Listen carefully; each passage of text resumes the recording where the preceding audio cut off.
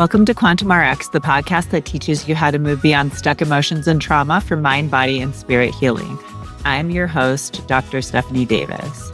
Have you ever felt like your life has just been filled with challenges and struggles, and every time, something good happens, something bad happens, you're kind of waiting for the other shoe to drop? I don't want to say that I have ever been fully in that space, but there have been moments in my life where I'm just like, challenge after challenge kept on piling on. And I'm like, what is going on here? I've also been deeply aware of the fact that I am different from other people. And it's been evident since I was a kid. I knew it since I was a kid, but it became more and more clear to me as I was an adult. And I saw a lot of people doing other things, and I kept on, doing something different. It was like if everyone was going right, I was going to go left. And that was inherently and intuitively me.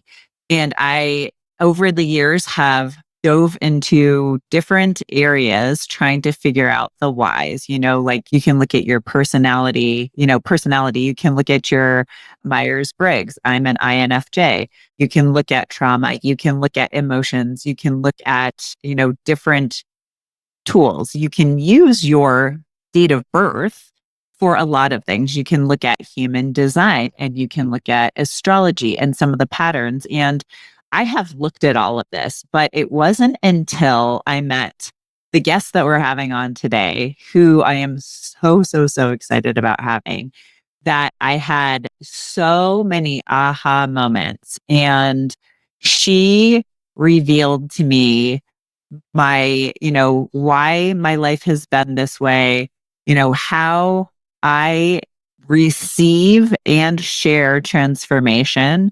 She just gave so much validation and explanation and meaning to my lived experience that my mind was literally blown when I met her, and we became very fast friends. And I am just grateful to have her in my life. And this person is Michelle Dowker. She was a clinical naturopath and then became just very, very similar to me, someone who has trained in different healing modalities, different spiritual modalities. And one of the things that she does is she actually looks at people's birth charts.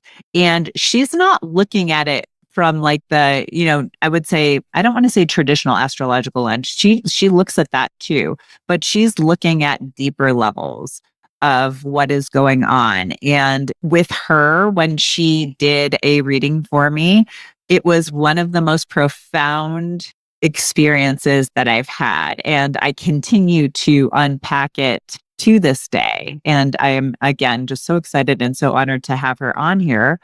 But some quick highlights of what we'll be talking about today are: what are the patterns in your birth chart that can explain your struggles and your gifts? How to use the astrological patterns and placements that are unique to you to find more ease, alignment, and purpose in your work and your life. How to find the magic of being your own medicine, and several ways you can identify how you're meant to share your gifts with the world and even create a ripple effect. Michelle Dowker is a mentor for sensitive, gifted, paradigm-shifting practitioners and professionals who know they're here for more and know they're not done becoming. She guides visionary leaders through deeper recalibration work that comes after healing, helping them clarify who they truly are and build a soul-aligned body of work from that place. Her clients stop leading with strategy alone and start leading with resonance. That's where impact, satisfaction, and success grow beyond what professional skills alone could ever deliver. With a unique blend of science, soul, and strategy, Michelle helps you create meaningful change from your deepest self so you can thrive because you're true to yourself and build the world you came here to shape. If you're curious as to if you have any stored emotions or trauma that might be causing your illness, preventing you from achieving your goals, or even just showing up as your best, most authentic version of yourself, I invite you to take my free stored emotions and trauma quiz, and you'll find that link in the show notes. Welcome, Michelle. I'm so excited to have you on today. It's funny because and this is no lie when I say this, like this is probably the most excited I've been to record a podcast. I have a couple that are near second place, but I'm so excited to have you here today. Oh, thank you, Stephanie. And I'm so excited to be here. Thank you for having me. Yeah, I'm just what you do, like we talked about before we got on, is just it's so transformational and cool and different. It's very different than what is, out there in the world right now. And so I just want to thank you for being on here, but also I just, I really want to put what you're doing, out there because I think it is really helpful and I would say if you were stuck, it can be so revealing and transformative in your life. And I think the more that you and I talk about things and the ahas that I had when we first connected, it'll really give people the opportunity to see, what, your type of work does to help guide people. Cause I think that when you're on this path of growth and transformation, it can be confusing sometimes, right? Because you're aware and you're open to receiving information and you're open to receiving, signs and like little, messages, but sometimes you don't know what to do with that or why it's happening. And I think what you do really helps give people context. At least, for me, I was just like, oh my gosh. I felt like you were reading my whole life when you did that. So what I would like to start off with first is give people a little bit of it, give them an idea of your background. You started off, you were in the military, right? Military, a naturopath, and then doing what you do now. And then when you talk about what you do now, give an explanation of what that is, because it is very different than what other people do. And I want people to understand exactly what you do. Oh my goodness. Okay. Let's see if I can make this as concise as possible. So, as you've mentioned, what I'm doing now is nothing of where I started my journey. So, when I started, I was studying biomedical sciences and doing biomedical research, university. And while I was in university and doing graduate school, I was also in the military. I was a medical assistant in an artillery regiment. So it was quite an interesting experience. I was the one who was, patching up the people that were injured in exercises.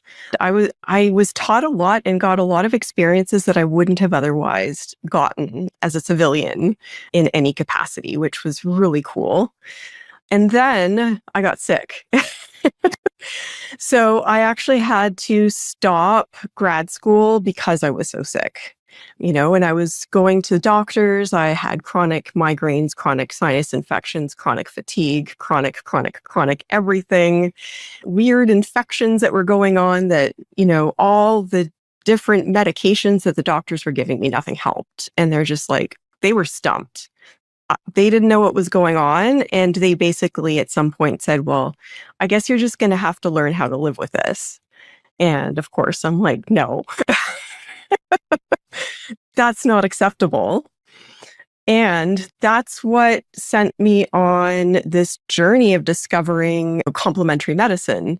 Somebody referred me to a holistic nutritionist, and this was in 2003. And so it wasn't really well known back then. I went to one and she suggested some dietary changes, which included like cutting out dairy and gluten. And at that point, over 20 years ago, that wasn't really well known. Yeah. I told her she was crazy. She told me, just do it. Yeah. Yeah. Right. And within 2, 3 weeks, the migraine stopped. The sinus infections didn't come back. My energy returned. And I went, Yeah. what is this? What is Yep. this magic that just happened? And, that sent me on a completely different path. And during that time, I had taken a job. I was actually working corporate in underwriting, and it was slowly killing my soul. Mhm. Yep. I've been there. Right. And so during all this discovery of there's something more to health than just taking medications. And I was forcing myself, dragging myself to work in a fluorescent lit cubicle day after day. I ended up having what I realize now was my first dark night of the soul. Right. Right. I didn't know what it was at the time. And it was the thing that forced me to say, I need to do something different now. Yeah. And that's what sent me on the path to go back to school. And I studied to become a naturopathic doctor. Yeah.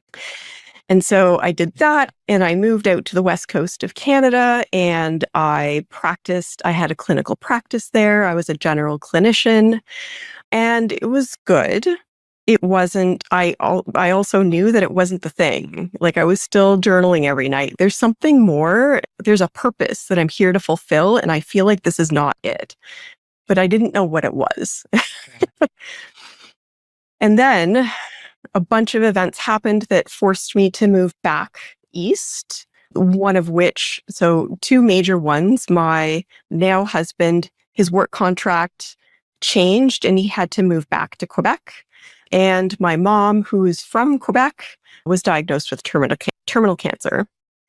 And so I said, well, I think these are my signs to leave here. And I had no idea what was ahead of me.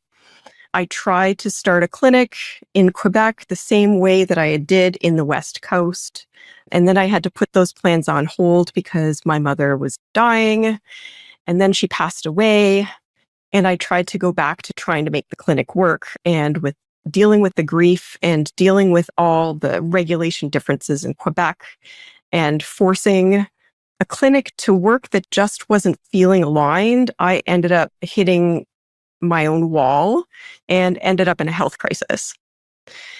And everything that I knew to do as a naturopathic doctor wasn't moving the needle at all. And I see now that the reason why was because it was forcing me to look beyond what I was trying to force myself to fit into a box and follow a path that wasn't my path anymore, if Yes. that makes sense. Oh, 100%. And it sent me on a journey of that like deeper inner healing work that I had been avoiding. Yeah. Right. And I'd spent 20 years in therapy. So it's not like I hadn't been doing self-awareness work already. However, I didn't realize there was a whole other facet and paradigm to consider that I had not been exposed to, Mhm. if that makes sense. Absolutely.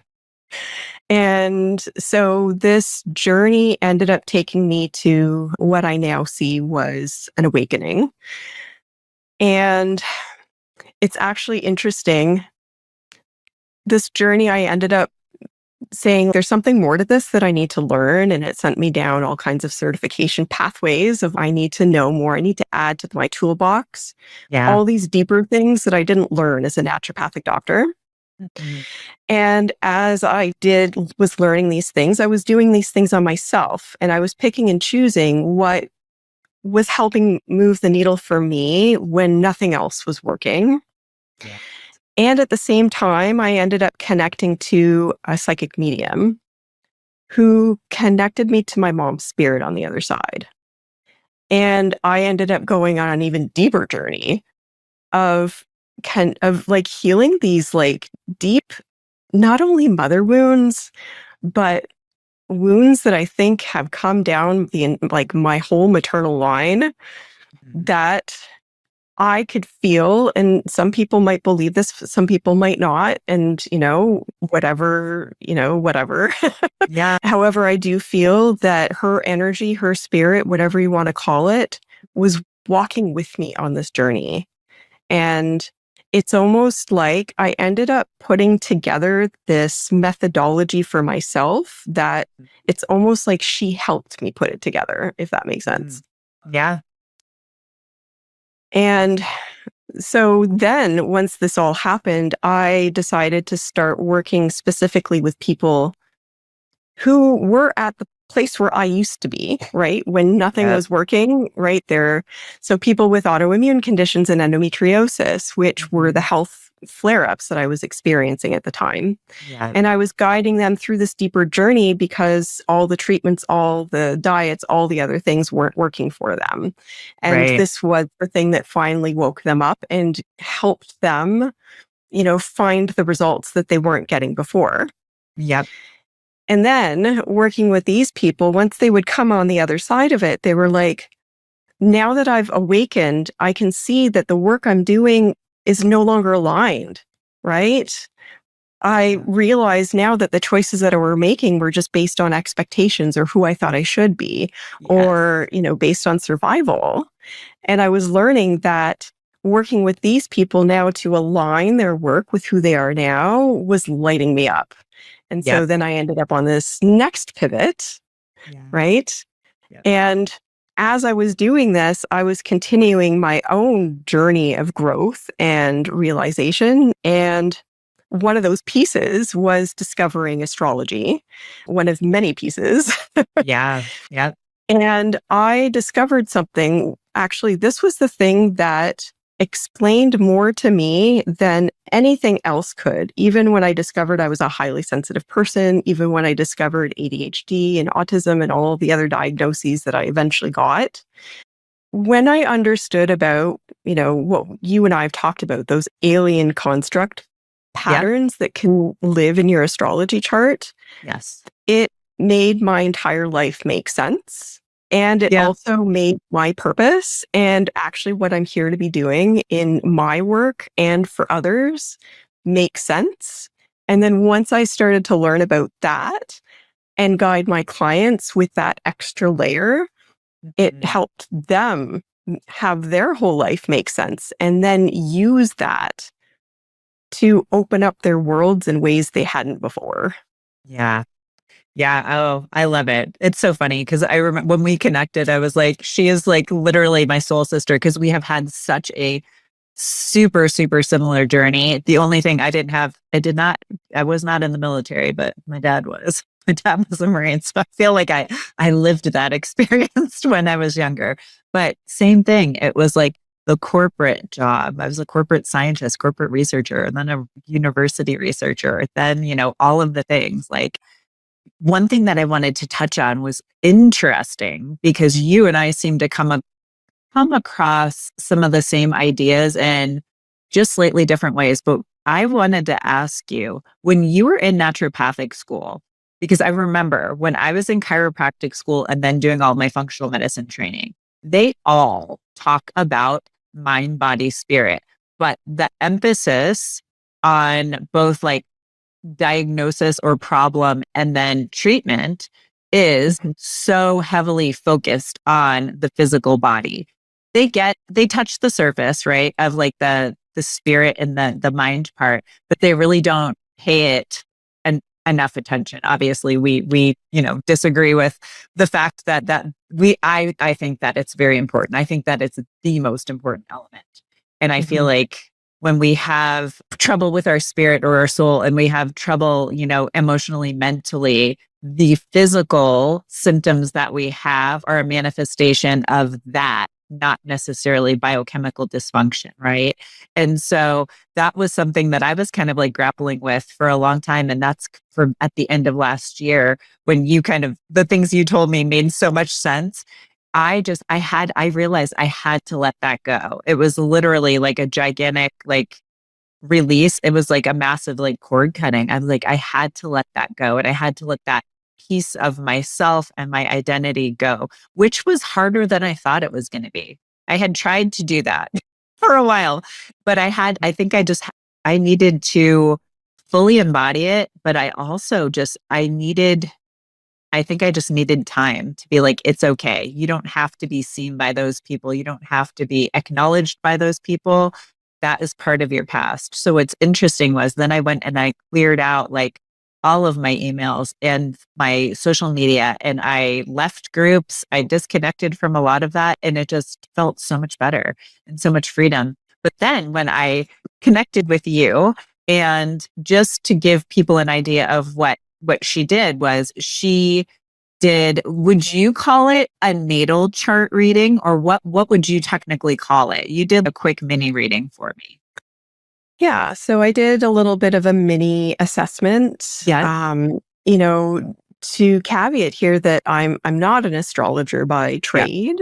What I have done is over the years of looking at my clients' astrology charts, I've been picking up on patterns that keep showing up and over and over and over in their charts that are also in my charts. And I did some digging and came to recognize that actually these specific patterns are actually not considered common in the general population. And they show up in like over 90% of my clients' charts. Yeah. And so it was the things that kept showing up over and over that I started to dig even deeper in. And so now when I do either a mini reading or a full assessment, I'm looking specifically at those patterns that I keep Yeah. seeing over and over again that aren't considered common, Yeah. and what they mean for somebody who is highly sensitive, deep thinking, knows that they're different than most people, Yes. and what those particular patterns, all of the right? boxes. Right. Yeah. Yeah. And basically, I don't do readings like an astrologer. Basically, I look at these patterns in relation to, how they come together in your chart and what they mean for, likely the experiences that you've had in your life, how they showed up, and how you're actually supposed to use those experiences to Yes. grow and evolve. And then how to, what exactly that means for your purpose work and the direction and the path and the career that you're Yeah. actually here to be taking. And that's kind of what I do when I'm looking at Yeah. somebody's chart.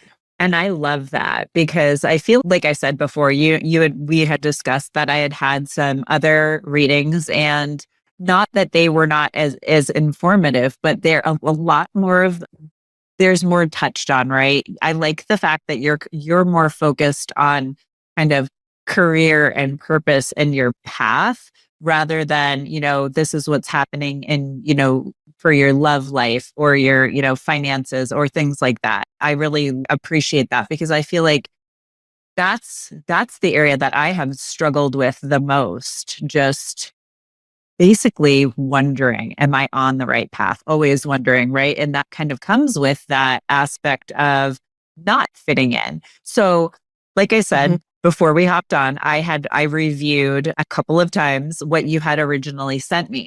And so I feel like using me as an example will give people a better idea and understanding of exactly what you're doing. So what I did was write down some of my placements, and if you're up for it, if we talk about those, people can kind of get an idea because I'm pretty much an open book with this stuff.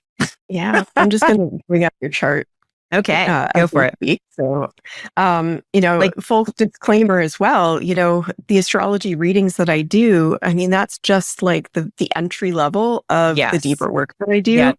And what I find, the way I use it is it helps you better understand yourself, especially as someone who has felt different, because you probably haven't had the language to explain exactly the things that I've been able to figure out. Yeah. And I always find that the more you better understand yourself, the more you know yourself, the more empowered you are.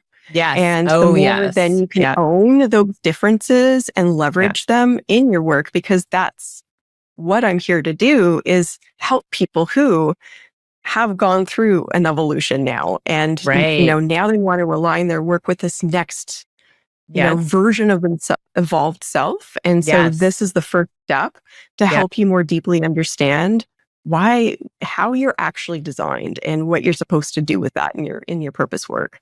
Yeah. Awesome. Awesome. Yes, it totally makes sense. And when you first sent it to me, you had mentioned my Pluto placement, my Chiron, and my alien pattern. And I had briefly been told about my Pluto placement in the past and the Chiron. I was a little just bit more, I was a little aware of the Chiron situation, but not to the level that you had expressed. But that alien pattern was completely new to me. So if you want to go ahead and take people on the journey of, Yeah. what you saw for me. And what I will say is that it really, really hit. Like, as soon as I heard all this the first time, I sent her a message back and I'm like, I feel like you were reading my life, like the past, the present, and even like the future, like my journey. Like, she was speaking my journey in just a little bit different language, but it was very, very helpful. And like you said, it gives you the language and the context to see yourself, right? Which was very helpful because I think for a lot of us who are highly sensitive and intuitive, and I've known since I was a little kid that I was different. And like we said Mhm. before we got on, I was like, sometimes you wonder when you're especially a kid, is there something wrong with me? And as you get older, it's something that you kind of understand and, alchemize, and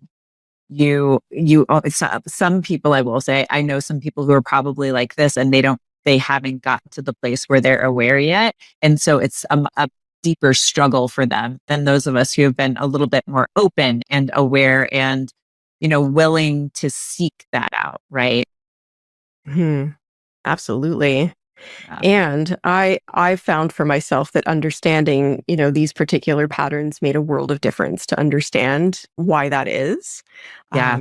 Would you like me to start by maybe giving a really brief overview of what an alien construct pattern is? Because not everybody will Sure. probably If you understand. if you want to give people highlights on like the importance of any of it, like the Pluto, the Chiron, the alien patterns, all of it, so people understand what that is. Because I Yeah. think most people know what their, sun sign is, right? Now Yeah. I feel like nowadays people are starting to understand like their rising signs, their moon signs, and a few people are like kind of getting deeper than that. But yeah, anything that you think will be educational or add context would be great. Yeah.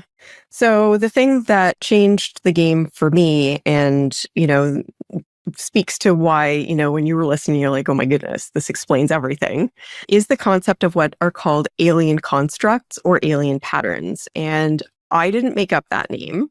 There's somebody, his name is Edward Steinbrecher, I believe his name was. He was a well known astrologer. And in the 1970s, he came up with this term. And he said that anybody who was born with sun, moon, or your rising sign with an outer planet that's really, really close within a certain number of degrees. And the outer planets are either Pluto, Neptune, Uranus, or Saturn. So those are the four outer planets. They're big planets, they have big energy. And so when they are so close to your sun, moon, or rising sign, his explanation is that the energy, the power, and the archetype of that particular outer planet is really going to have a huge impact on either your identity, your feelings, or how people see you, right? Because that's what your sun, moon, and rising sign represent. And so, because of that, when you have one of these outer planets that are so close to one of these three personal aspects of yourself, you're going to be taking on the archetype of that planet. So you think and feel and see according to the energy that comes from that planet. And that means that you think, feel, and see differently than most of the people around you. And so you literally feel different than everybody else and likely they see you as different than everybody else because of this energy. And that's why he used the term alien, because you feel alienated because you feel so different. Yeah, I get And so that. it doesn't mean that you're an alien. It means Yeah, that yeah, because of the energy of that particular placement, it just yeah. means that you just don't feel like other people. Right. And I worked with an astrologer for 6 months just before he retired. Mhm. I was seeking somebody out who had done research on alien constructs. So that's why I chose to work with him so I could learn more about Mhm. this. And he told me in like the 25 plus years that he's been doing readings, Mhm. he sees these types of constructs in about 20% of the population. Okay. And I find that really interesting because if you think about sensory processing sensitivity or highly sensitive person, Mhm. the approximation is around 20% of the population. Yeah. Yep. And, I can't say right now whether or not that how that link is. However, I Yeah. found that really interesting. Yes. Absolutely. And so this is the thing. If you have an alien construct pattern in your chart, Mhm. you're going to see, think, and behave differently than others. And you're also here to create transformation. And it's believed, and this comes in some of the documents that I've read about alien patterns, is that it's a really intense placement to be taking on the archetype of an outer planet as part of your identity, emotions. And it's almost like it takes a strong soul to be able to agree to step in the earth at that very moment when you would be picking up on that energy because it's intense. And it actually makes for somebody who usually their childhood and especially adolescence feels rough. It's really hard, Yes. Yes. right? Yeah. And usually the benefits and the power that comes with these patterns, usually you can't really fully understand them or access them until after your 30s, Yeah. 40s, A lot of after you've sense. Yep. experienced life, Yep. right? Oh, that makes so much sense for me. I feel like the awareness started coming to me in my probably, I don't want to say super early 30s, but like maybe 34. Yeah, 34, 35 was when it started like coming into me. But then I had a much stronger awareness as I approached 40. And 40, I told you I turned 50 this year. So like 40 to 50, it's been like exponentially fast. Right. And you were right on. And you had said something about for me, it was like the age, oh, what was it? My Chiron return, Yeah. right? I'm I'm definitely experiencing that right now. Like you said, 50, 51. And it was funny when you said that, I was like, oh yeah. I'm like, that makes so much sense because Mhm. I am obviously experiencing a lot of, evolution and change. And it's interesting though, because like you said in the message to me, I it doesn't feel hard anymore. I feel like the hard part is behind me. It was like 2024, I would say 2022 to 2024 was a very difficult period. And then, I truthfully, it had nothing to do with the pandemic. I'm sure that the energy of the pandemic was still like there may have been a layer there, but for me, like where I live, the pandemic barely happened in this particular part of Colorado. Like we were shut down for maybe 6 weeks and then everything opened back up. So it was like we didn't feel the full impact of it like other places like Canada would have, right? Mhm. So I don't feel like that was a huge piece of the puzzle for me, but it was interesting. 2022, maybe late. You know what? I think it was probably late 2021 because that's when I would say my first really, really good reading a friend of mine did. And I was just like, oh, there's so much, that made sense about why I like this. I had the undercurrent of the struggle was there, but it was starting to come to life more, right? It was starting to be more like front and center in my face. And then obviously I went through a good 3 year period of just hard. It was very, very hard. A lot of crying, a lot of soul searching and digging and, all of the things when you're doing the deep inner work, right? Mhm. So, yeah, it was really, really interesting when you had mentioned that because I have done this calendar year, I have done a few different things. I had done an interesting different breathwork session. It was a trauma release one. And it was interesting to me because normally in those sessions, I would just fall. I would be like losing it. But for most of it, I was good. At the very end, was I cried, but it was more like it was a release and it was happiness because like the message that came to me was I am home. And like I saw like the image of a lit up light. It almost looked like a ring light, but it was like just light that was moving. And it was like my path. I had seen like I had come full circle. And that was like huge for me because it was like, oh, I'm on the right path, right? And then you happened to come into my life right after that, which was I don't think by coincidence at all.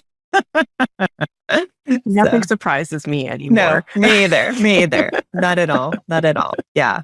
So it was interesting, right? Just hearing all Mhm. that stuff that, you said, I was like, oh, this makes so much sense. So I think, so if I don't know if you want to switch gears, the alien pattern, I was a Neptune, right? It was Neptune and that was near Aries, right?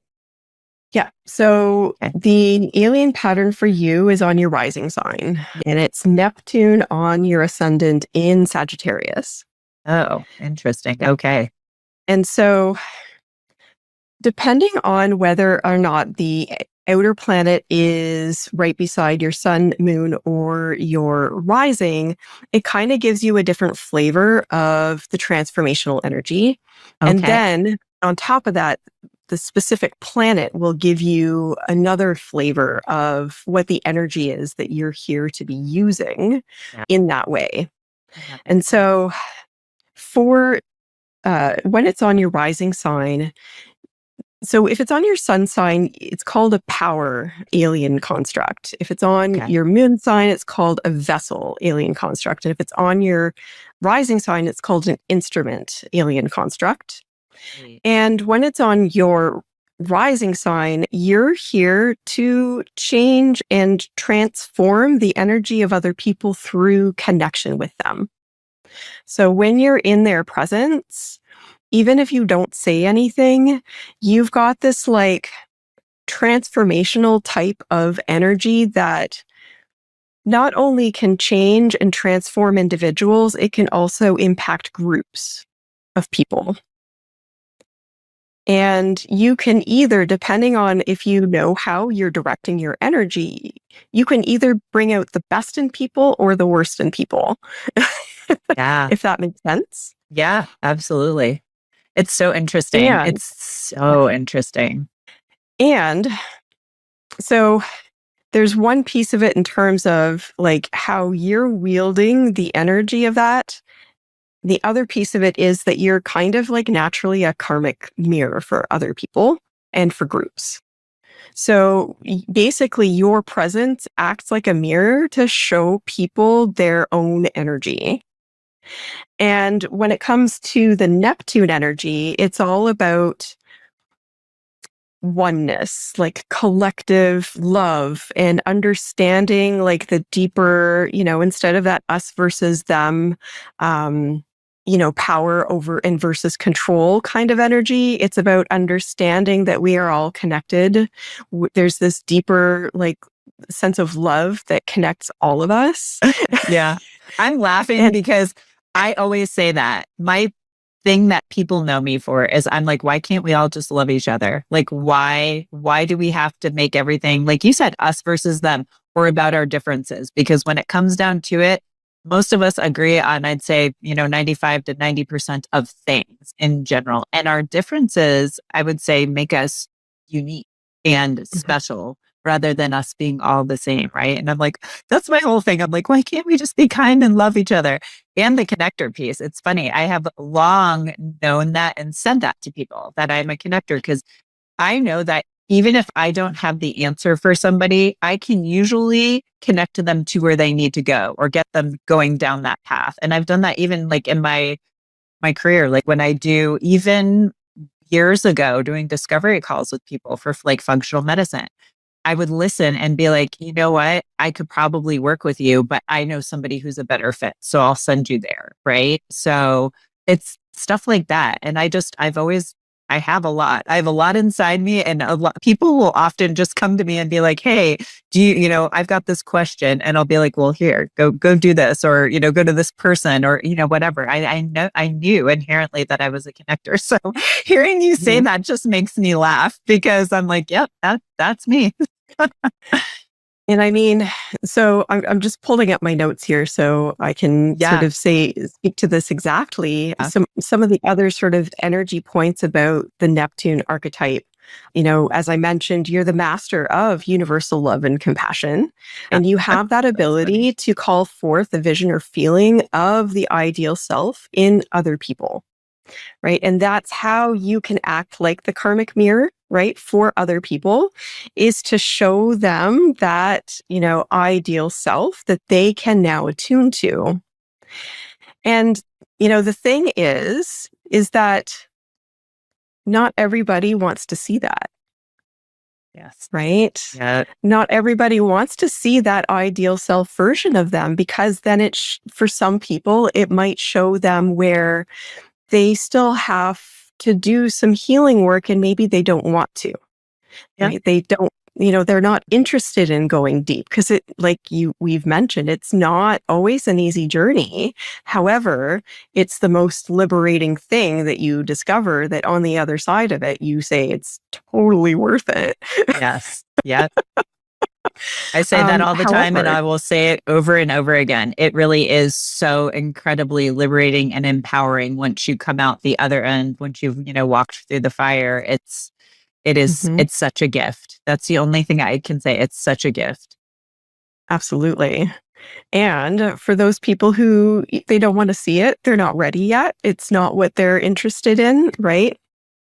It's going to trigger them, Yes. right? Because they don't want to see that reflection. And this is a common thing with anybody who does have an alien's construct, right? Each one, we are a karmic mirror mirroring back a specific something. And, for you, Stephanie, it's, mirroring back that ideal self version of them.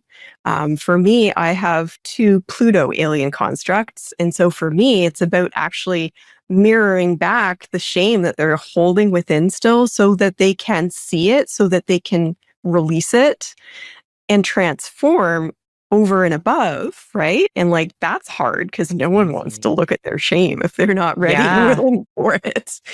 Yeah. We just talked about that, right? That's something that keeps on kind of coming up for me too. And it's every time I think that I've fully dealt with it, little pieces come up. And I feel like that's kind of this path, right? This path of inner work. Like you will have big moments, but a lot of times it's just a little something that gets dropped in your plate, Yeah. right? And it's like you still have a little something to work on, right?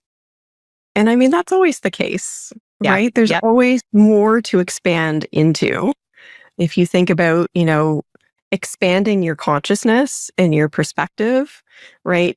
Consciousness and what's available to perceive and what's possible is infinite, Yes. right? So we can widen our perspective and expand ourselves, and we're never going to meet infinite. So there's always something more that we can take a look at if we choose to want to continue to Right. grow and evolve. Yeah. And that's the other thing about alien patterns. Mhm. Anybody with an alien pattern does have that deep inner drive to Yes. this need to grow and learn and evolve, Yes. especially if you also have some sort of Pluto placement. We've discussed in your chart, you Yes. have Right. Pluto opposite sun. And if Pluto is in some sort of aspect to your sun or moon, opposite, conjunct, or square, it because Pluto is that underworld, deep transformational death, rebirth, rise, like the phoenix kind of energy, Yep. there's this constant drive to, there's always more to transform within you. Yeah. And It's interesting. sometimes That one people was rush really that. interesting. For when you mentioned that one, I thought that that was really, really interesting because I feel like a lot of the people that I know that know about the level of the work that you do, or they're, similarly, they do similar work. Pluto keeps coming up a lot lately. A lot. So I thought that was fascinating. And I was like, oh, I had a Pluto placement. So Mhm. can you explain, just for people who don't know, what the you is it conjunct, square, and then opposite? Opposite is pretty self-explanatory, but Mhm. if you could explain those, because I know Yeah. what they are, but a lot of people don't. Yeah, absolutely. So, I mean, if you think about astrology, it's like a wheel, right? And there's 12 signs that make up this wheel. And so the three, in my site and what's commonly known is that there's three placements that are kind of like the most intense. And so opposite would be like you've got Pluto on one end of the wheel, and then you've got your sun is on the other end. So they're Right. exactly opposite across the wheel. And Yeah. so that means when you have opposites, there's a lot of tension there, right? Yeah. There's a lot of like back and forth, and there's a lot of like, you know, energy is kind of fighting each other. So you might be pulled in two directions. Uh, And it's really, your one of your roles is to find that balance between the push and pull of that tension of yeah. opposites, Yeah. That's right? interesting. Yeah. Because that's Yeah. what I am. You said that I'm like, my Pluto is opposite my sun or my Aries, which is also interesting that you said it was in Libra too, because that's like balancing. That literally is balancing, right? Yeah. And so Pluto is a generational planet. So it takes between 16 and 20 years to move through a sign, Okay. right? So, we were both born in what's called the Pluto generation, right? Okay. So during those years, all of us have Pluto. Now, the key though is that how it aspects your personal planets, like your sun, Uh, that's what really puts a lot of energy to it. And Pluto being in Libra, it's all about trying to find balance and harmony mhm. through, deeper levels of transformation. And when it aspects a personal planet, it's going to impact for you your identity, right? Because it's impacting your sun, and the sun is associated with the energy of your personal identity. Now, when you said that to me, I'm pretty sure that you had mentioned that there might be a struggle for me accessing the full everything that Aries has to offer because of that Pluto placement. Am I right? Is that what you said? I think that's more because of the fact that your Chiron, the wounded healer, is Oh, right okay, beside your okay. sun, Ah, right? okay, And okay, because of okay. that, Okay. and I mean, that has a lot of impact as well. Oh, yeah. Okay. Yeah. That Because has a I lot of that impact. that struck me because I feel like sometimes people see me and they're like, "Oh, you're an Aries for sure," and then other times they don't, and I can Mhm. even feel that because I would say the fiery aspect, the fiery nature of Aries and things that Aries is known for. Sometimes I have that, and it usually comes for long stretches, and then other times it doesn't. It's like the fire is out, so to speak. It's really interesting. And I've always wondered about that. And when you told me that, it made a lot of sense. I'm like, oh, maybe that's why. Okay. So I'm just looking at your chart again. There's a few things that stand out from this opposition that's going on Yeah. because there's a few other pieces here. Okay. So first of all, that Chiron, everyone has Chiron, right? It represents what's called the wounded healer, or like the lens through which you're looking at life in terms of maybe some experience of wounding Yeah. for you to work through. And that's also a bit of generational because it's a slow moving. But what happens is when it's aspecting a personal planet, like for you, it's right beside your sun, right? So conjunct means right beside. And Right. so when it's conjunct, that means that the energy of each other are really impacting the energy of the other. So the Okay. energy of wounded healer is impacting your identity, right? Yeah. Yeah. That makes And so much because sense, of right? that, there can be a little bit of like difficulty maybe expressing the full identity of being an Aries because of that woundedness, Yeah. right? Yeah. And that's also why when you have the Chiron return, which happens around 50 to 51, then anything that you haven't looked at in terms of wounding is going to Yeah. come back around for you to look at, Right. which is why it's really helpful to understand this so that you understand how important it is to do the work before you hit 50. Because if you haven't done any of the work by the time you hit 50, Yeah. likely life's going to hit you over the head with a baseball bat. Isn't that interesting? Because so many people, you hear them say, oh, everything like went downhill after 50 or at 50 years old. And I love it. I'm like, you could not pay me to go back to when I was younger, maybe 45, 40-ish, but I have so much more confidence, peace, wisdom, just knowingness, all of that stuff. And to me, that's priceless. It was funny because I was listening to something and were playing the song Forever Young in the background. And I was like, I don't want to be forever young.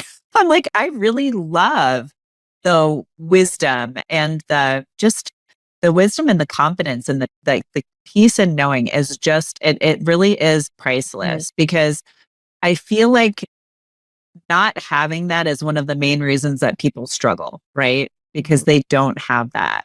And so I just like, again, it's like all of this, it is hard work, but it's such a gift. And that's the thing is I see this over and over again. The more work that you commit to before you hit 50, Yeah.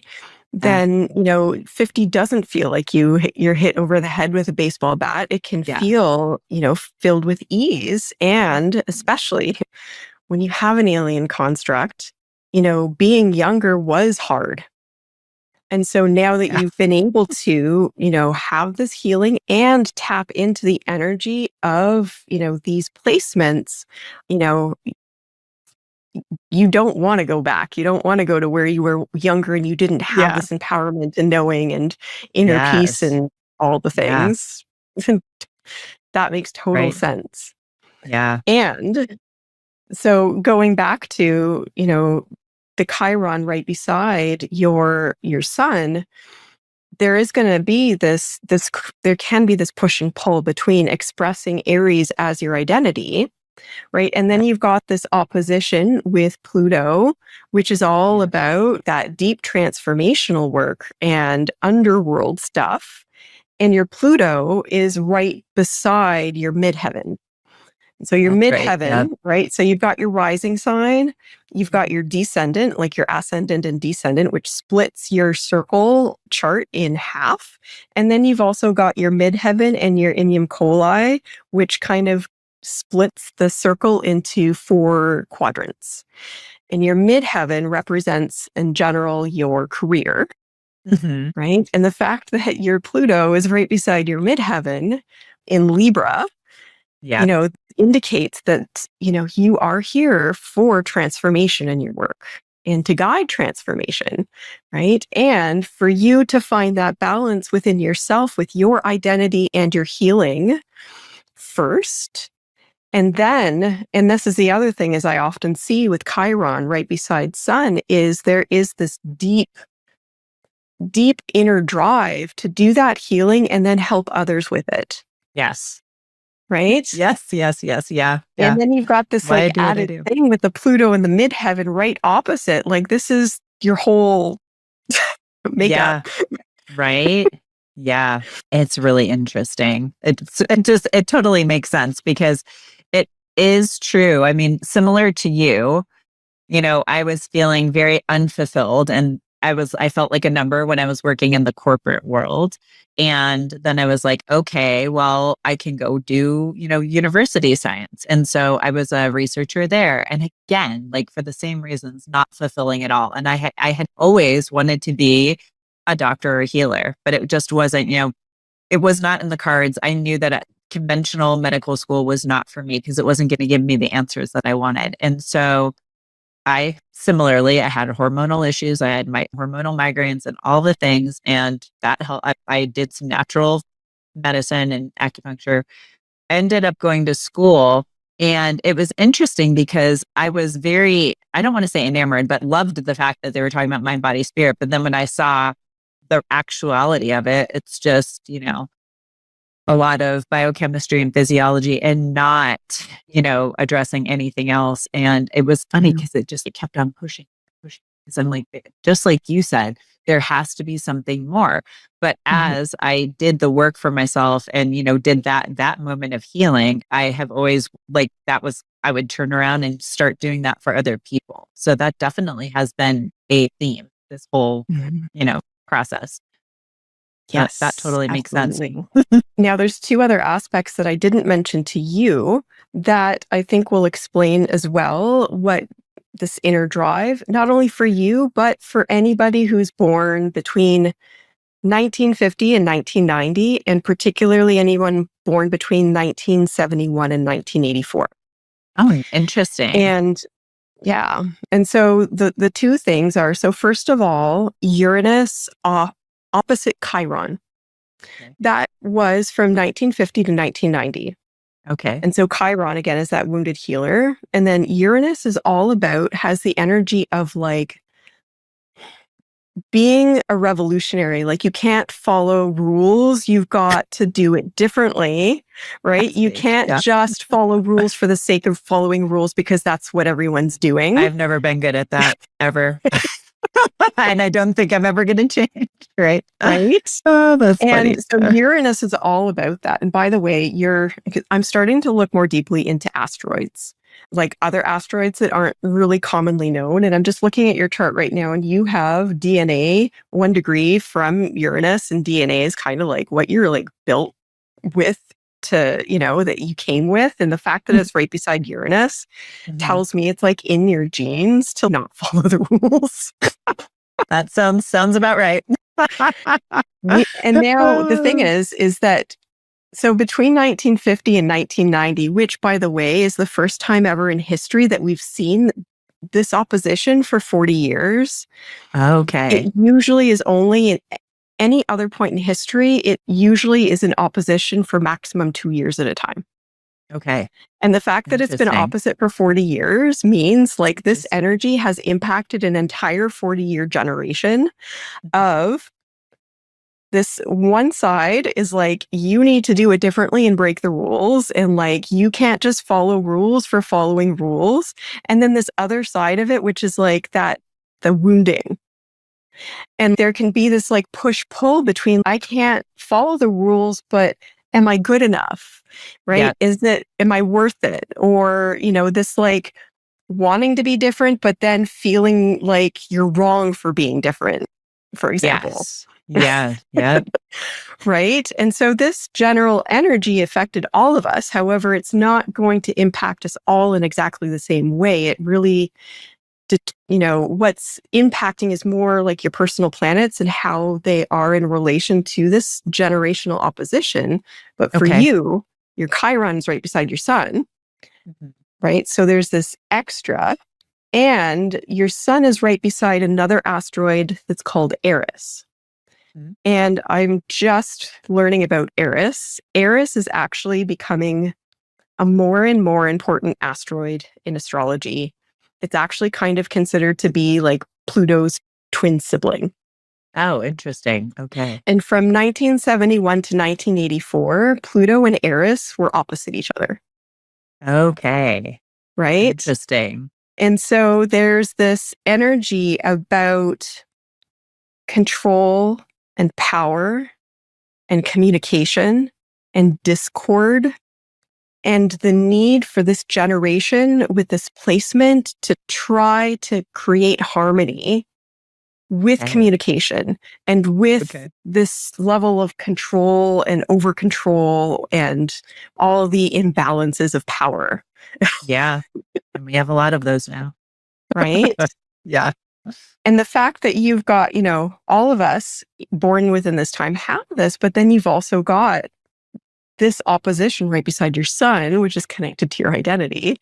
So it just makes it all that much more powerful and impactful for you in terms of that inner drive for you to do something with this, especially with your work, because it falls on your midheaven as well.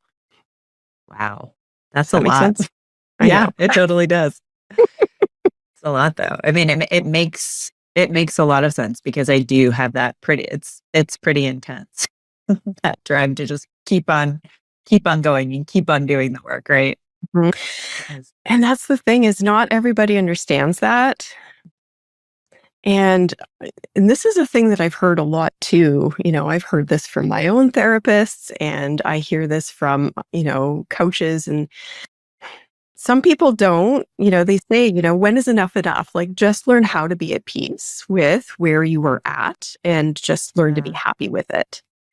And there is a grain of truth to, finding peace with where you're at, right? Because if you are keep looking ahead instead of where you are in the present and you don't Yeah. appreciate where you are in the present, then it's always going to Yes. be this chasing and you're never going to find peace with what Oh, is now, absolutely. Yep. right? So there is that piece. However, there's always going to be this like it's in your DNA to be like, okay, I'm happy with where I am. And I know that I can't just stay here. Yeah. I'm meant to keep moving forward. Mhm. And actually, the astrologer that I worked with, he gave me a really great analogy to describe this. So imagine you have a high energy dog. And I really relate to this because I have an Alaskan Husky. She's Oh, a sled yeah. dog, right? She's Yeah. bred to run for thousands of miles, Yes. right? Yeah. Now, these alien patterns and these Pluto patterns, think of it like a high energy dog. And what happens if you take that dog and you cage it up in a room and you don't let it out to run? Mm.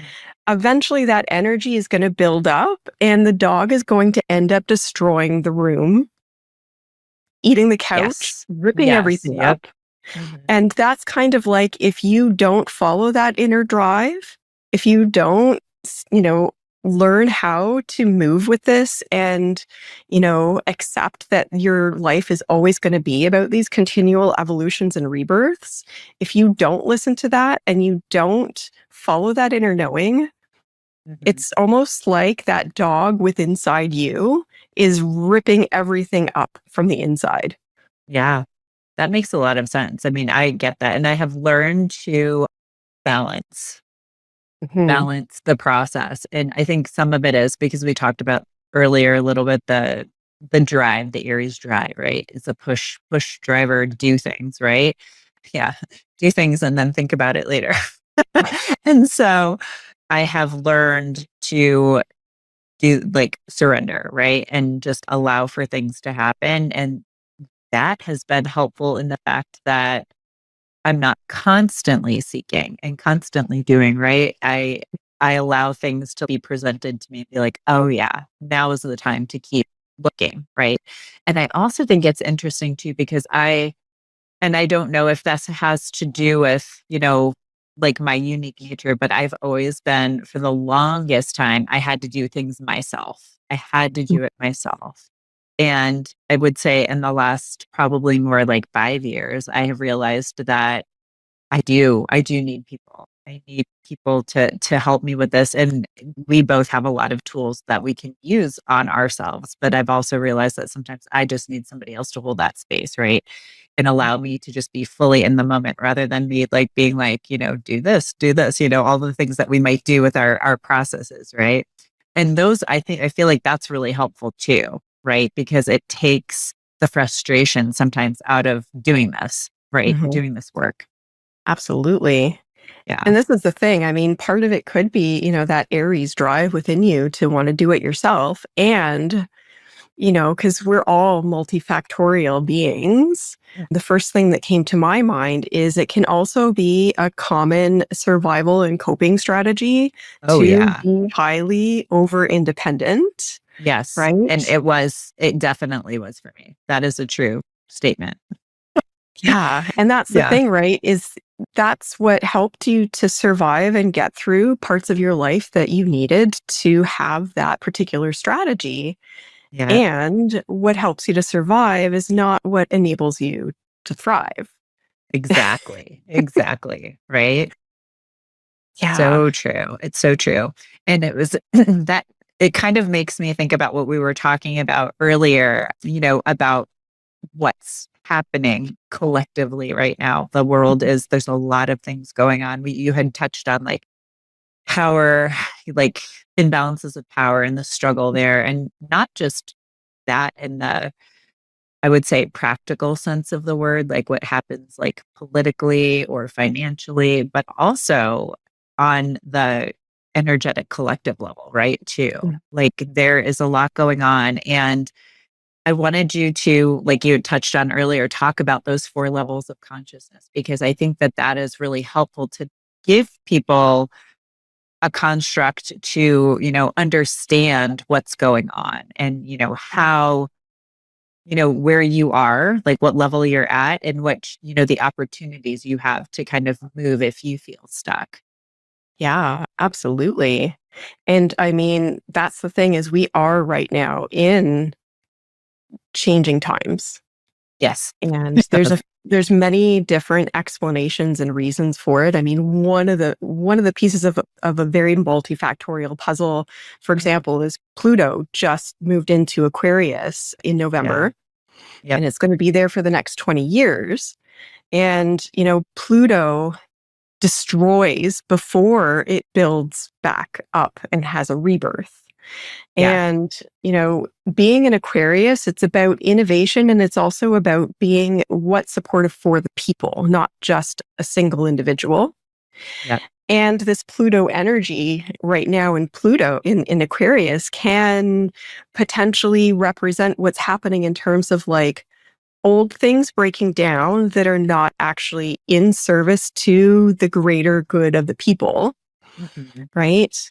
And it also kind of speaks to another theory in social change theory. There's something called the fourth turning. I don't know if you've ever heard of that. I have, but go ahead and explain what it Yeah. is so people So, know. it's believed that, with this particular theory, there are four different turnings in a generational cycle over 80 to 100 years. And right now we're in what's called the fourth turning. And during the fourth turning, it's kind of a collapse phase of what's no longer working so that when we enter a first turning again, we build back at a higher level than we were before. And the last fourth turning was during the time of the Great Depression and the Second World War. Oh, wow. Yeah. So that makes a lot of sense for now. Right. So if you think about that kind Interesting. of energy, Yes. and also, I just took a wonderful and beautiful course. Her name is Dr. Rosales Meza.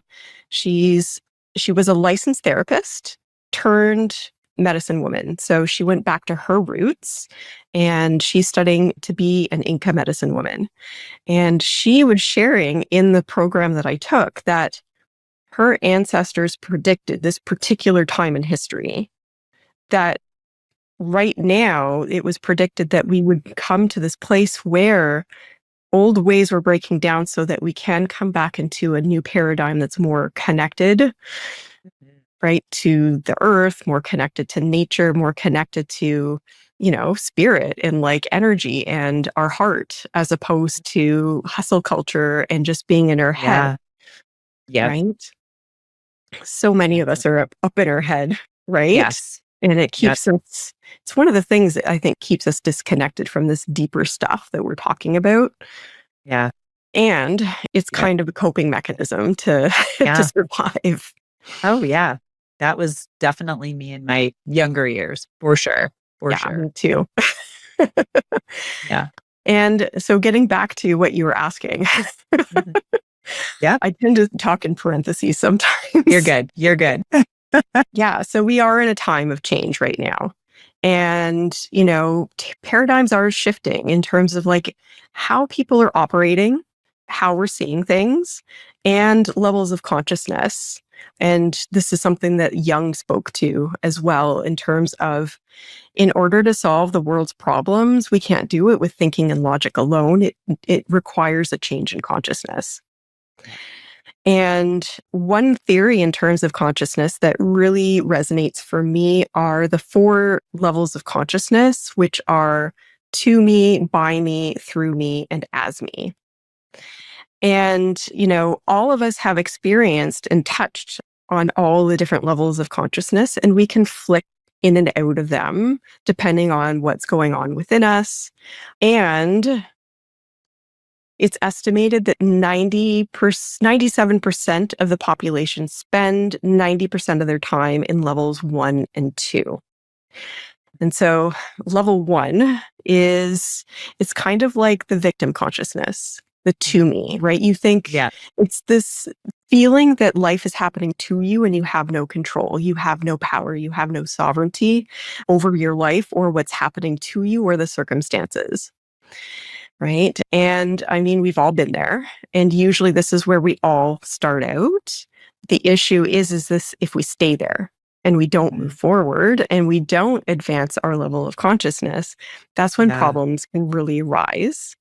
Yeah. And, I like to liken it to, say, for example, in the medical system, people come to the medical system and they just want a magic pill. They want someone to fix them. Yeah. Right. Or looking for those quick fix solutions, or, in business, and you're just like, yeah, well, it's not working because the algorithm. And then they feel like there's nothing that they can do and they don't take any personal responsibility because it's the external factors that are, causing the problem. So those would be examples of being in level 1. I'm sure we've all been there at some point Yes. and Yep. can see other people who are there now. Yeah, absolutely. Right. Yeah. And then level 2 consciousness is by me consciousness. And this is where we learn that if we take actions, we can make changes to our situation. And this is what empowers us to move out of victim consciousness. So it's really, really important to be able to explore and step into this. And a really great example that I've used a lot would be, say, for example, somebody, instead of like just being, with chronic illness, who's, well, I need someone to fix me, is they discover, well, if I change my diet and my lifestyle and how I'm living, and I look at my stress levels, then I actually can feel different. And so I'm taking responsibility for my life through my actions, and it's changing the outcome of what I'm experiencing. Mhm. And in business, of course, this can mean like you're doing the things, you've got the business strategy, you're posting, you've got, you're taking action. Mhm. And while level 2 is important to take you out of victim consciousness, there's also kind of a ceiling as to what level 2 can do on its own. And this is what I liken to, if you think about in general in society, the epitome of level 2 consciousness is hustle culture, Yeah. right? Yes. Do, do, Yep. do, do, do more, do more, do more, do more. And there's never an end to how much you need to be doing in order to get an outcome. Yep.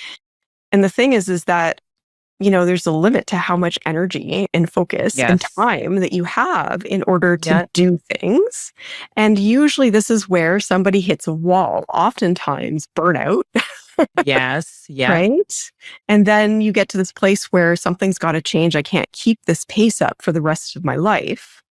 And that's usually that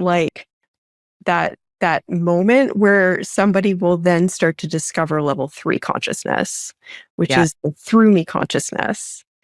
And that's where like flow lives. Right? Yes. Where you learn that surrender piece, like you were talking Yep. about, Yeah. right? Yeah. Of like letting go of, trying to control everything and trying to plan and force and do and hustle and push to make everything happen the way you think that it should happen. And instead, you recognize that actually, instead of trying to paddle upstream against the white rapids, instead, you allow the current to take you and you step into flow state, which in Taoism, I like the term that they use in Taoism called Wu Wei, which is translated to mean effortless action. And so it means that it's not that you're not doing, it means that you are so connected to flow and you are following, the breadcrumbs and the flow and what actually feels most aligned and natural to you, that your action feels effortless. It's not draining you anymore. Yes. Right. Yeah. And yeah. And this is where, a lot of people are waking up when they kind of wake up to what hustle culture, can only take them so far. They start waking up to this and waking up to stepping into, level 3 state. And one thing that can block level 3 state, like even if you've touched on it and you're doing all the inner healing, is so especially for those of us who are highly sensitive, in order to access flow state, there's a few conditions that need to happen. One of them is you need to find that sense of safety within yourself, Yes. right? So the first step in that is like the nervous system regulation, right? And then doing that deeper work of coming home to yourself and Yeah. feeling at Yeah. home with who you actually are, right? Yes. So that it does feel safe to be in your body and be who you are, right? Yeah. That's the Yeah. first Yeah. thing. Yeah. Um, Absolutely. and then the other thing is in order to access flow state, and this is something I love, I do deep dives on PubMed in terms of looking at the research, Yes. Yeah. right? And, flow state is something that's been studied for a number of years now. And in order to access flow state, there's a certain part of your prefrontal cortex that needs to quiet down in order to access flow state. Yeah. And if you are overthinking and intellectualizing and you're up in your head, that part of your prefrontal cortex is more active than Yeah. than usual. And that will automatically kick you out of flow state. Yep. I see that a lot doing the work that I do with people when we're doing the kind of like the deep inner work and we're working with the subconscious mind. I see that quite a bit in people who are just like, they can't relax. They can't get into the flow. They can't allow for their imagination to come through because their prefrontal cortex is so activated. So that we're working up against that wall too, right? So it's like bringing that down so then we can, do the inner work. So Exactly. I get that because I was that person for a long time too. When you sit there and you try to intellectualize or rationalize everything, right? Mhm. I've You totally you been there as cannot. well. Yeah, yeah. Yeah. Totally get it. Yes. Um, Yeah. and, that's another piece of the puzzle in terms of like really stepping into level 3 and actually being able to stabilize in it, not just like touching it and then going back into level 2, if that makes Yep. sense. Uh-huh. And, it's in that state when you realize like healing goes beyond just protocols and diets and, taking supplements and taking action and even all of like the hacks, like the red light Uh, therapy, ice cold dunks, and like they can all be great. And yes. right, all of it will only take you so far if you're Yes. not Yep. looking at this deeper level of Yep. how can you actually access these higher levels of consciousness, Yep. including that flow state, right? And Mhm. then also the level 4 state, which is that ASME state. Yep. And then the ASME state, that's like, that's the understanding that, we are all connected. It's like the oneness consciousness. Like I Yep. am you, you are me. We are all connected. The non-duality of things. If there is no right or wrong, there is no good or bad. The only Yeah. thing that determines if something is right or wrong is our humanness of putting judgment towards something based on our social conditioning and our, Yes. like our unconscious mind. Mhm. And everything deep down, if you look at it all from this level 4 consciousness, everything is without any judgment towards it, right? And this takes you away from this division that we often see of like the us versus them. If you're not Mhm. with me, you're against me kind Yep. of like mentality that can occur in those other states of consciousness, especially Yeah. levels 1 and 2, versus when you touch and you understand and not only just intellectually understand the theory, but like you get it, Yeah. right? Yeah. Then you understand that, you know, everything just is and everything can exist at once. right? You've talked about like grief, like you can feel the deepest grief. And at the same moment, you can also feel the deepest joy. And Yeah. both exist together. And it can Yes. feel like such an odd paradox if you don't understand or if you're not Yep. in touch with that level of consciousness. Yeah. You might think it's wrong. I hear people say that to me. They're like, "Oh, I felt this." Like, it was one person in particular is interesting thinking about working with her is that's exactly, she went to the grief in the lowest of low places, but then she'd start laughing and she's like, I feel like I shouldn't be laughing. I shouldn't be feeling this happiness and this joy right now. But I'm like, it's okay, right? It's Mhm. okay to feel that way, right? It is really interesting. Have you saying that made me wonder. So that was something that in the past several years I have worked on a lot. Because I've always been a gray space person, I never see things as black and white. I always see all the in between. But have you ever looked at Myers Briggs personality, versus all of this stuff? Because I'm an INFJ, which is the rarest one, right? And probably a lot of what you see.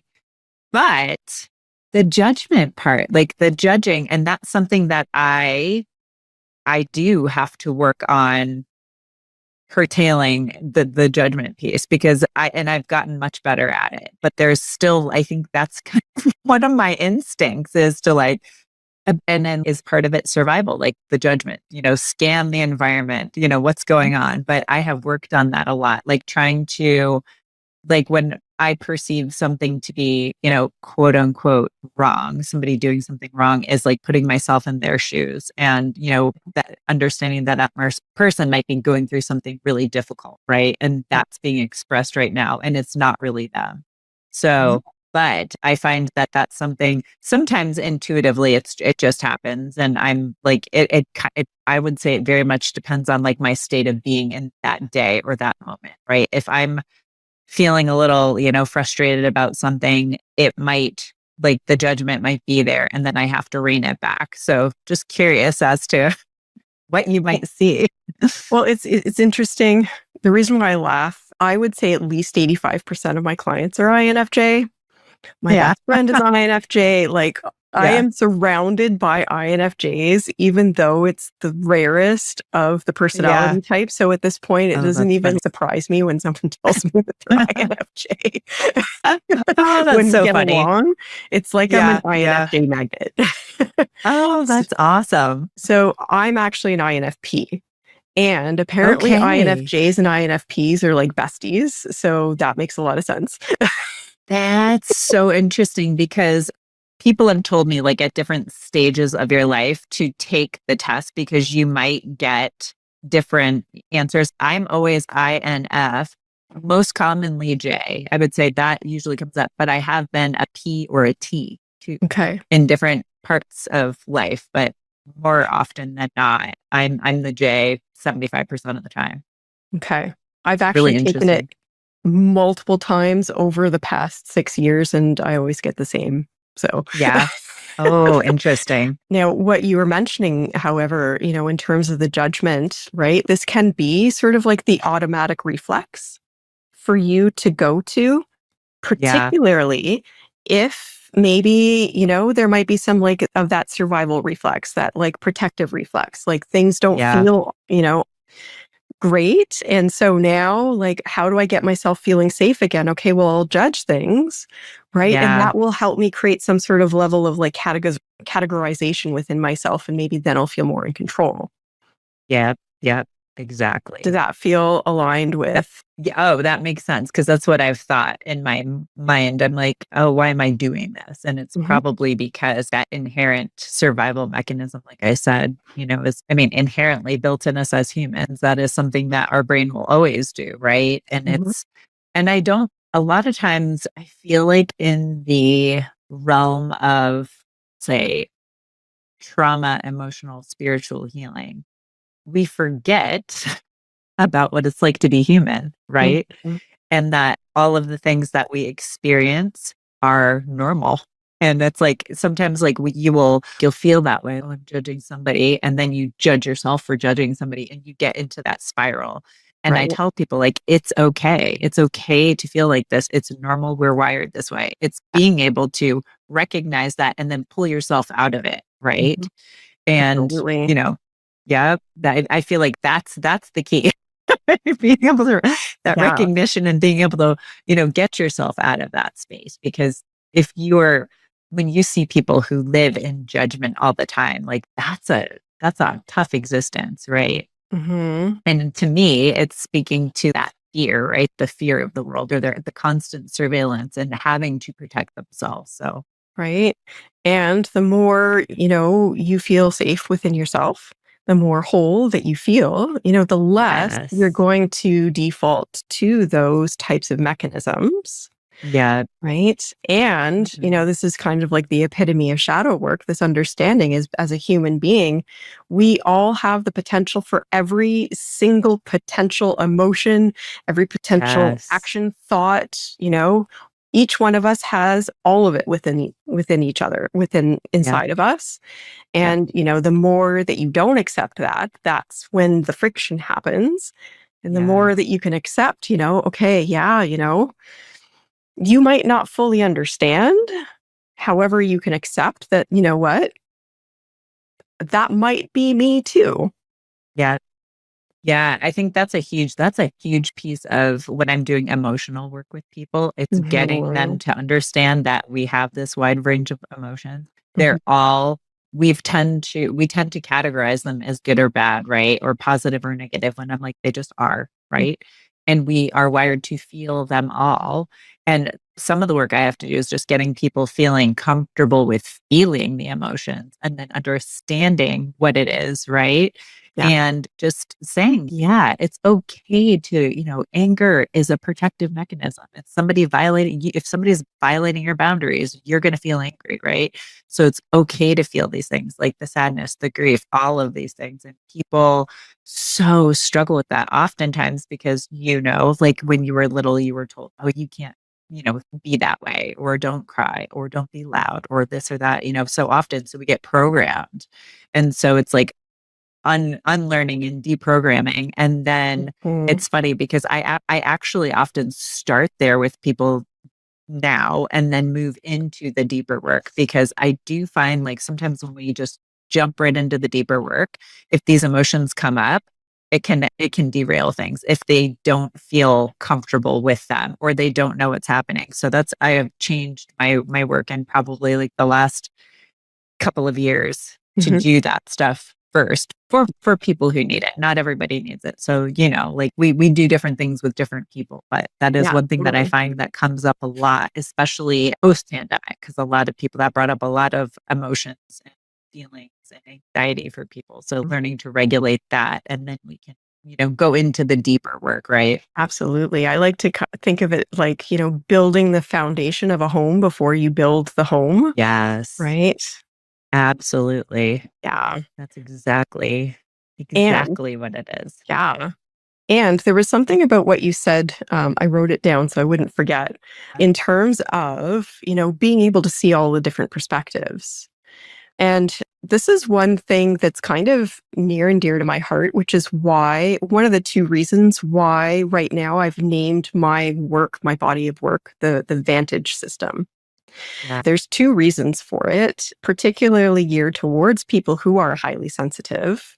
The first reason is based on a concept called vantage sensitivity, which means that when you support put yourself in a positively supportive environment, right? So like especially your inner world, you're following what lights your heart up, you're following purpose and meaning, you have self-compassion, you're surrounding yourself with supportive people, those types of things, then you can lean in on something called vantage sensitivity, which means that the science shows that when this happens, your level of functionality grows to a point where you have now the possibility to flourish over and above a neurotypical person. Okay. Right? Wow. So, actually doing these things for yourself is not just a nice to have, right? It's actually the thing that's going to turn everything around and have you leveraging vantage sensitivity so you can flourish. right? Because it doesn't, Wow. Cool. because we don't flourish, like we don't follow the same path as a neurotypical when it comes to that. Yeah. And then the other piece of it is vantage point. And so, especially for those of us who are highly sensitive, gifted, or neurocomplex or neurodivergent, our brain is wired in this way to be able to see multiple vantage points, right? All the gray in between the black or the white. This is actually where we naturally are built and designed to think. And in leadership, a strong leader has a strong vantage point.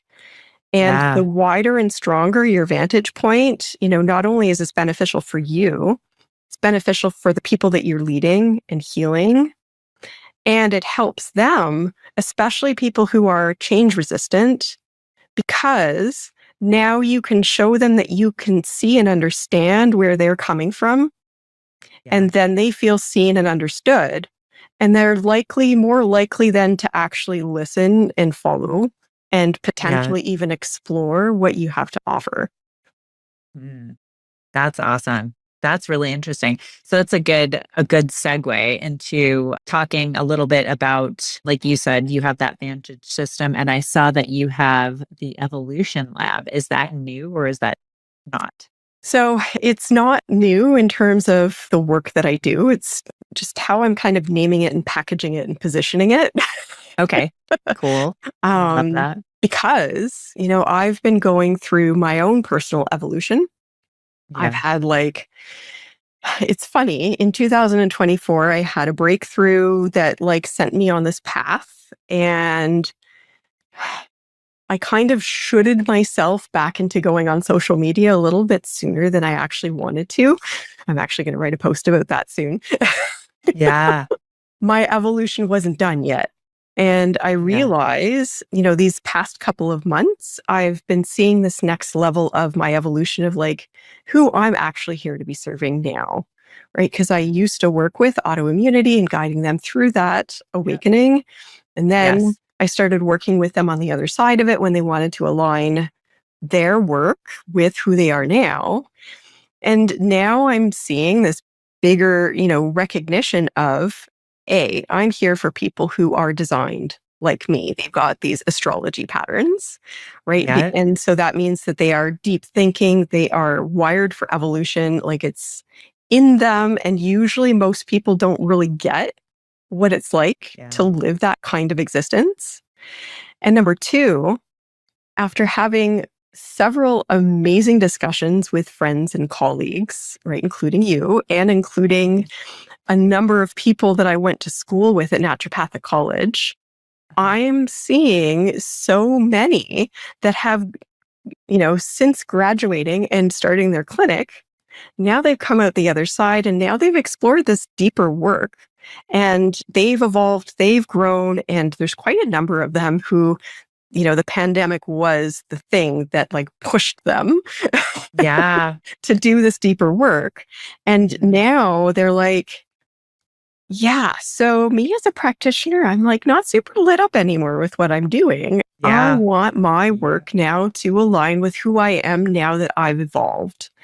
And Yeah. what I'm seeing is it's everything that people are telling me is my exact story that I went through from Mhm. 2017 to Yeah. 2021.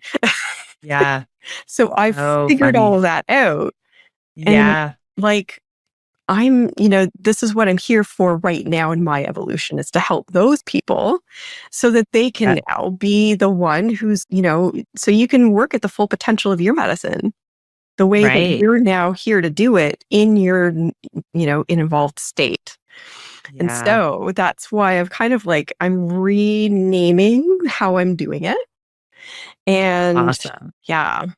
And I so love that. I love it because it's exactly it's a personal evolution, but that personal evolution bleeds into all areas of your life. And if you aren't acknowledging it, it's going to lead to a lot of internal resistance and dissonance and struggle, kind of like you were talking about with the dog, right? yeah, And I have felt that at different times. And that's kind of like that.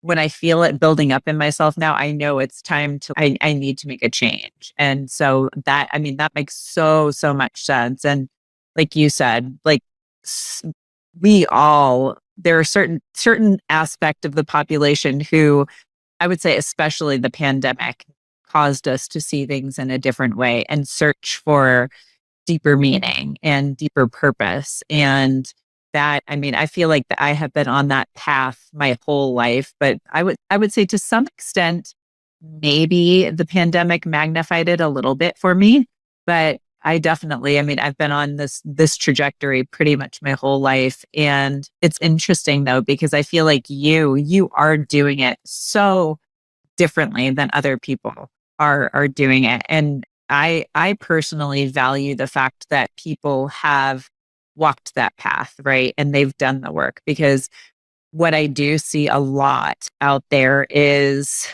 and I want to preface this by saying I'm not calling people out. It's just, it is an observation and it's a truth. I see a lot of people out there who are practitioners, or sometimes not even practitioners, just people who've done a little bit of work and they're trying to sell this and project it. It was funny because I had a friend who posted about it last night, and I actually did a podcast about it recently, because I feel like when you haven't walked that path and kind of earned your stripes, so to speak, it's it's doing the rest of us a disservice, right? For those of us who've actually done that work, right? And are deeply impassioned by it. And we're not just doing it for clicks and likes and, views on videos, or to try to get people into a program. Because I know for me, I, not in more recent years, but in the past, I may have listened to that and been, oh, this sounds amazing. And then you get into that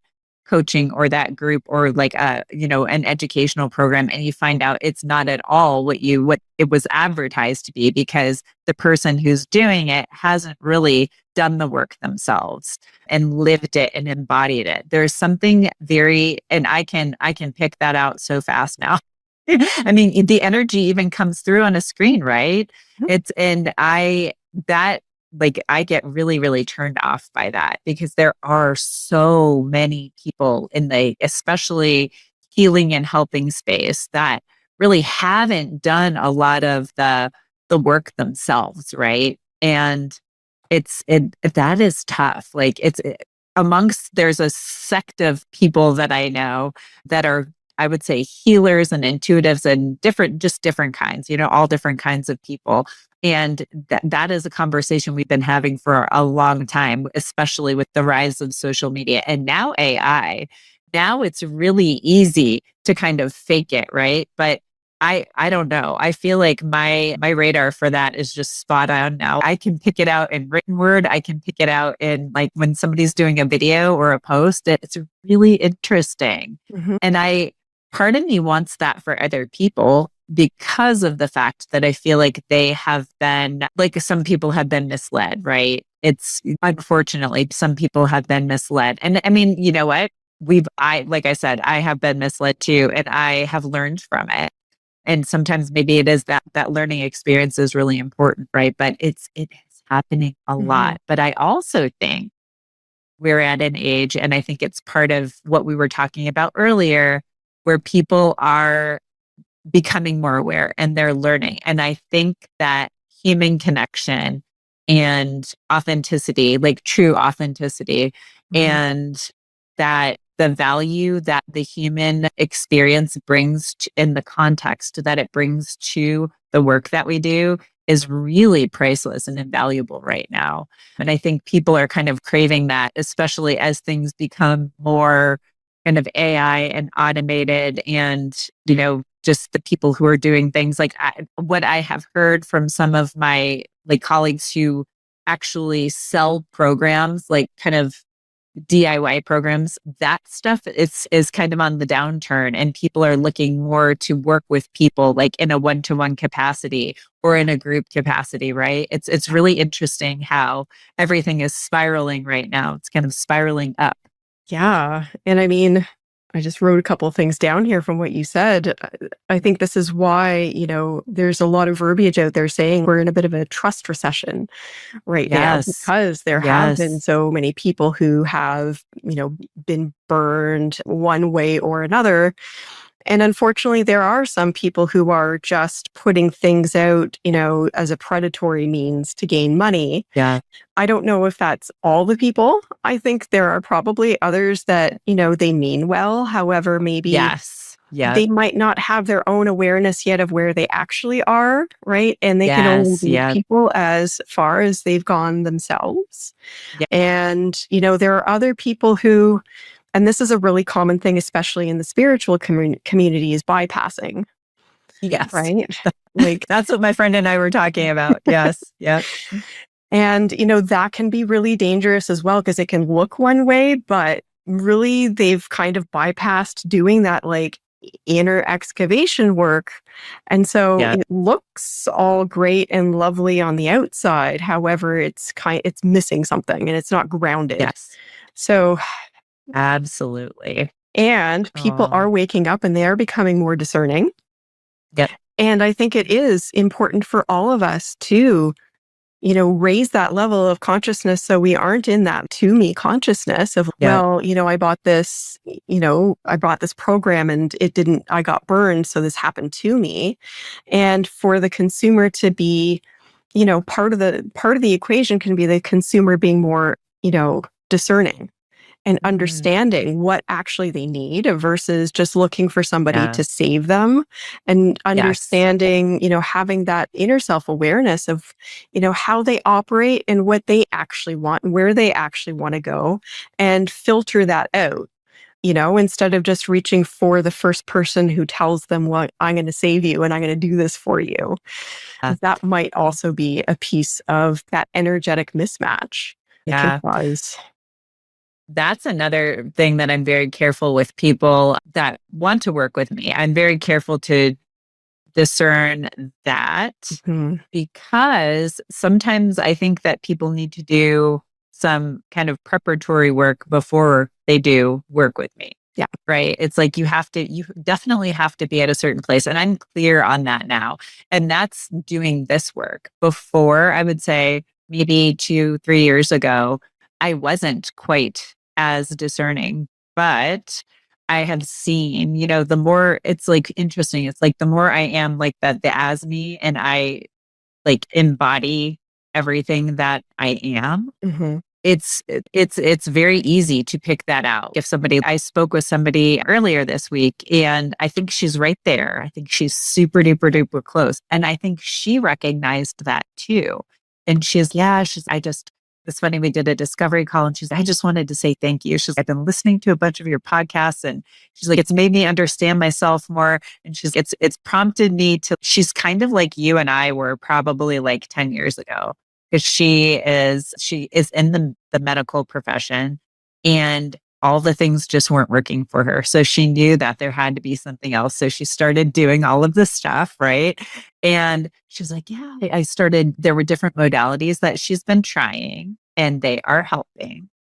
But I think that, I need something just a little bit more. I know I need you, but I was thinking to myself, I'm like, do you need me now or do you need me like 6 months from now? And I was like, I knew it was 6 months from now. And she's, well, I'm going to do these few things. And then I'm going to work with you. And I was like, that's good. Cause I was on the same page, but I knew that she needed to do a few more things before she was fully ready to kind of step into everything that we do.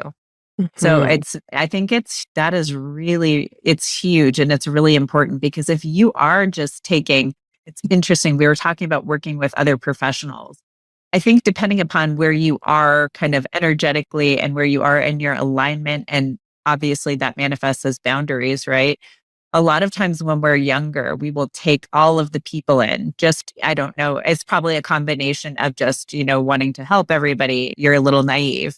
You don't have as much life experience. And for a lot of us, we had a lot of schooling and that was really expensive. And you may have like student loans or other loans from all of that, right? So you're like, Mhm. I just need to see people and I just need to, make money. But eventually, that ends up not being fulfilling. And then you realize, oh, I've got all of these people, either maybe I can't help them as much, or maybe they're like, they're not in alignment with me, right? I know, like, for me, there was a time when I was really, I was fresh out of school, and there was a person, and he was in my art practice, and he would always be like, oh, I can't come, after work. So can you guys like open up during your lunch for me, and that type of stuff? Like, he always, and of course I was fresh out of school. We always said yes. And he knew from that day on that he could always do that. Mm. And so it felt like so violating, not in the moment, but as that was going on. And then like after the fact, when the relationship was done, I'm like, oh, that felt horrible. Right. And you remember those Mhm. things. And when you have those experiences, you're like, I'm not doing that again. Mhm. Right. It's so interesting. Absolutely. And you touch upon some really important things here. I know when I first started as a clinical naturopathic doctor, I was living in a small town with a local practice. And, I had been taught, you're a general practitioner, you're a generalist. So I was taking Yeah. anyone and everyone that comes in the door. Oh, you want a naturopathic doctor? There was Yeah. no filtering. There was no like, I work with this specific thing. It was colds, back pain, chronic illness, cancer, like That's a stress, like lot. all the things, right? That's a lot. Yeah. And, I think that was a piece of, why I wasn't feeling fulfilled. I think at that point, I was already starting to recognize that I enjoy doing the deeper work of like, I think your physical symptoms aren't just about the physiology. There's like stress going on. And like, let's look at the deeper, like emotional stuff Yes. going on. And like, Mhm. the people who were willing to go there got better results. And those are the ones I enjoyed Yes. working with more. And then the people who were Yep. like resistant, right? They're just like, just give me acupuncture and fix me. Yep. Right. Yes. And there's that piece. And then this was something that opened my eyes. It was something that I naturally evolved into as I learned, like, I need to discern because I learned the hard way. Not everyone is up for and ready for this type of work. So I need to Yeah. filter out and make sure that we're a match because Yep. when we are a match, that's when the magic happens. And Yes. when we're not a Yes. match, usually both of us come out feeling like, I don't know. Yeah. Yeah. They'll benefit So and true. it might Yep. feel like maybe we're butting heads or maybe it's just not happening the way I want or they want or maybe it just doesn't Yep. feel as effortless or flowing as it does when you're connecting to the one who you're actually meant to be connecting with and leading and guiding because that's the type of energy and support and like the flavor of like your own medicine as a person that you're Yeah. here to deliver. Yep. And I had a conversation not too long ago with a practitioner actually who, had mentioned something about I want to help as many people as I can. Like it's an important intermission, right? You feel like this Yeah. draw to help so many Yeah. people. And oftentimes the perspective is, well, in order to do that, I have to bring as many people into my practice as possible. Yes. Right. Yep. Yeah. And I offered up something that I figured out for myself over these years that Yeah. I just take now as, as the truth. And I didn't realize how important this was for somebody who doesn't see it. This explanation of, each one of us has a unique way to do something, right? And this is why you've mentioned with my work, it's so different than what other Mhm. people are doing. And this was Yep. the realization like my chart. My chart has a whole bunch of indications that say I'm not supposed to do it like other people. I am Mhm. supposed to create something different for people Yeah. who are different. Yeah. And it was me leaning into that Yeah. enabled me to create what I create.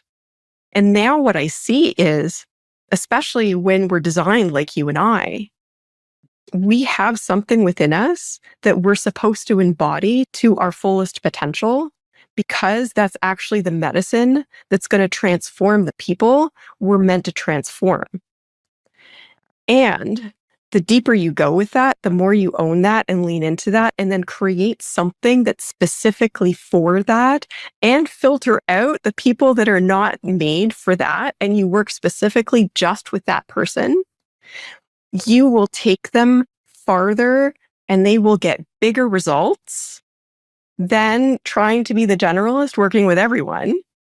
And Yep. that's Yep. actually how you can help more people, because when you help fewer people, but the right people in the specific way you're designed to help them, they're going to transform even more so they can go forth and now impact the people in their sphere at a deeper level. And then those Yeah. people are going to go out and impact people at a deeper level. And that's how you can help more people Exactly. that way Yeah. instead of Yep. the other way. And Yes. for me, it's changed the game. Yeah, it is. It's the ripple effect, right? If you Exactly. throw a couple of stones out everywhere, you're going to get ripple everywhere. And so I've definitely had done that full circle thing. Yeah. You get out of school, you're young, you're like, I want to help everyone. And then you quickly realize if you're a generalist, you're not a specialist at anything, right? Yeah. And so it dilutes what you're doing, right? And so then you figure all of this stuff out, and you have to be more discerning. But then this has been similar for me. That was actually one of the reasons I started the podcast, was the fact that I know that I can only work with a certain segment of the population, and that's totally fine. But if I have the podcast, I can reach different people in different ways, and somebody might just listen to one episode and get a little nugget from it. And if I helped them on their journey, that's great, right? Then I can reach a lot more people. And so that was for me in that same idea, right? I know the people I can work with, and the people I want to work with. And then there are ways of helping, people in other ways, right? And so that was for me like a way to, have another stone thrown. Yeah. So yeah, It's a great way to look at it. yeah, yeah, because I had I had thought about it for a long time, and then I don't know, it was funny. At the beginning, or I should say end of 2023, I was like feeling like the strong push. And it was funny because we had been talking about coaching before, and my coach was like, "Oh, you're not ready for this. Don't do it. Don't do it." And I'm like, "Well, I'm gonna do it." I'm like, I feel like now's the time.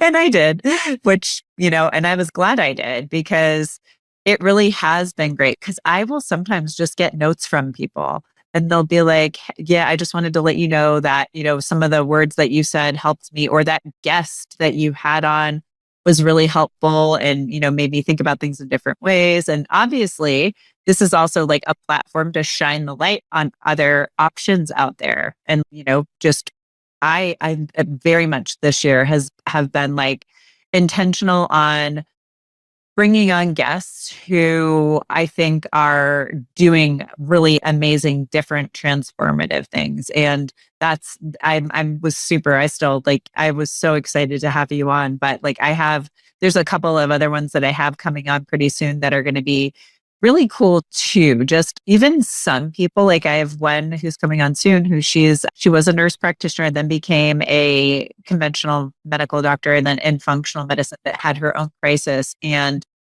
it required her to look at like the kidneys in a totally different way. In Mhm. the way that she does, like, talks about healing is not just in the, and we're going to point out it's really important to look at those labs, because you and I know your kidneys don't come back. They do not regenerate. You've got a little bit of a buffer, but once you've lost kidney function, it's gone. So she talks about it not only in the, traditional sense of healing it, but also, the nutrition, and not just nutrition in the, eating food sense. What else are you bringing in and, filling your body with? What are you filling your mind with? Like, how are you energetically? So I love that she's got that perspective on it. And I wanted to shine a light on that, because she and I have been friends for a while in the functional medicine space, but watching her go through this journey, and I knew I had to wait for the right time, because she was going through, all of her stuff, and now she's ready. She wrote a book, and now she's ready to like share it all with the world. But it's there are different ways, getting my hair in my face, different ways of doing things, right? And I think that, like we said before, the world is open up to all of this. And so let me ask you one more thing. Where can people find you? Yeah. So right now at the moment, I'm most active on Facebook. You can look me up, Michelle Dowker. Give me a follow. I post lots of longer form thought kind of posts there. I'm also on Instagram, Michelle Okay. Dowker _ well balance. Okay. And then I also have a podcast called the Inner Purpose Podcast. Awesome. I didn't know that. I'll have to check it out. Yeah. I'll have to have you on my podcast. Yeah, that would be awesome. Oh, well, thank you so, so much for being on today. I know we went pretty long and we talked about a lot of things, but they're so important. And I know you and I could have gone on forever. I'm not sure if this is something that's okay to share. I have a free thing if people want to know about it. Absolutely. Absolutely. Yeah. So if somebody is interested in knowing more and whether or not they have any of these astrology patterns that we talked about at the beginning, I have a free toolkit called Chart Your Power. And it has a guidebook that shows you how to see if you have these. And then if you do, what that means for your leadership, your purpose. And then there's 3 audio lessons that go with it just so that you can understand these to a deeper level in terms of your career and direction. Awesome. Did you give me that link? I didn't give it. I may have. I'll send it to you. I was going to say, because otherwise I definitely would have asked you about it. So if you didn't, share it with me, because we will have all of her links, her social media, her, any information she gives us, we'll have those links in the show notes. So yes, Michelle is amazing. So I encourage you all to check her out. And thank you so, so, so much for being here, because this was amazing. If you made it this far, I truly appreciate you. Remember, knowledge is just the beginning. Taking action is what truly sparks change. If you're overwhelmed and don't have enough energy to make it through the day, I invite you to book a free 20-minute coaching call with me. It's a no-obligation chat where we can discuss your health goals and how I might be able to help you achieve them. Visit the link in the episode description to book that call. Until next time, keep striving for wellness, and remember, you have the power to not just survive, but thrive in motherhood.